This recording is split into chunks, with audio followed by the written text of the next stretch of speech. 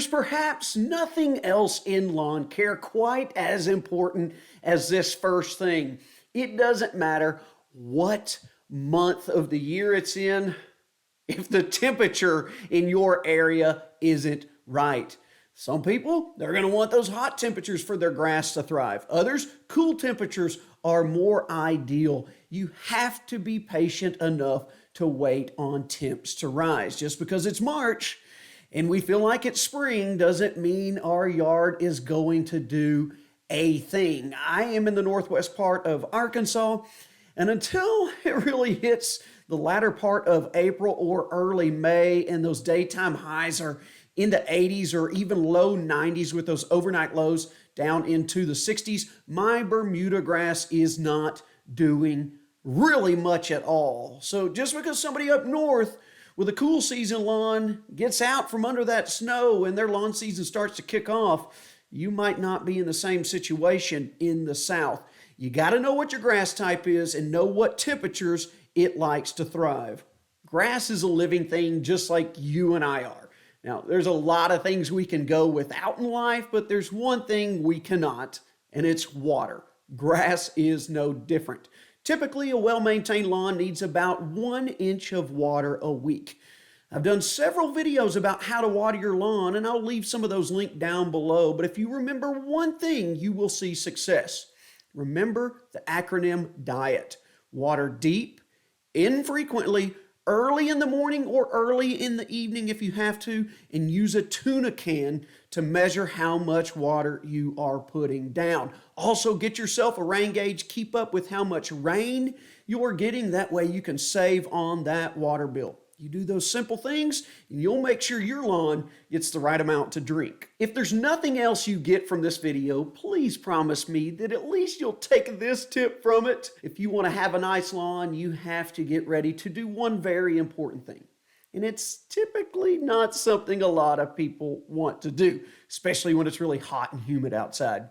You better get ready to mow and mow some more. And yeah, you guessed it, mow again. To have a nice lawn, you're going to have to mow at least 2 to 3 times a week. And you want to make sure you're mowing your grass at the right height. Some like to be cut really low. Some like to be cut a little bit taller. But no matter how you slice it, you're going to have to mow it. We've already established that water is something that you and I both can't go without, along with our grass. But eventually, it doesn't matter how much water we have, we're going to want a little more sustenance in our bellies. Perhaps some food, and your lawn is no different. It is going to need to be fed. Fertilizer applications are important, especially that first one in the spring that's really going to kick things off for the year. Now, you could probably get by with just one more application throughout the growing season. You want to get a little bit more gung-ho every 4 to 6 weeks while it's actively growing. But really, all you need is the eye test.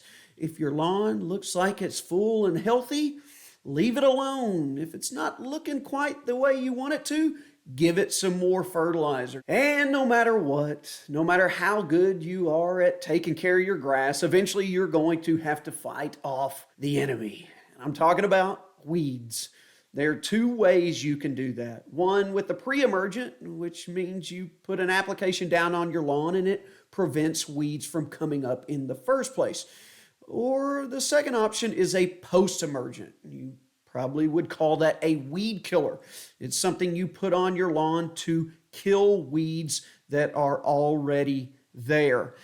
Here's one that people just don't talk about enough. One way to have a weed-free lawn takes us all the way back to that one thing that I asked you not to forget, and that's mowing. The more you mow, the more weed-free you will be. But sometimes those pre- and post-emergent applications of herbicides can help.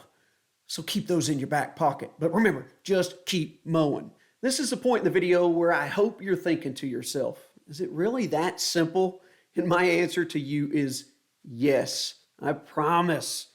With the right temperatures, and you water correctly, you mow a lot, you fertilize regularly, and you take care of those pesky weeds in your lawn, you will have nice grass in no time. If this is the kind of lawn care content you're looking for and you found any valuable information in this at all, I hope you'll come back and join us more often.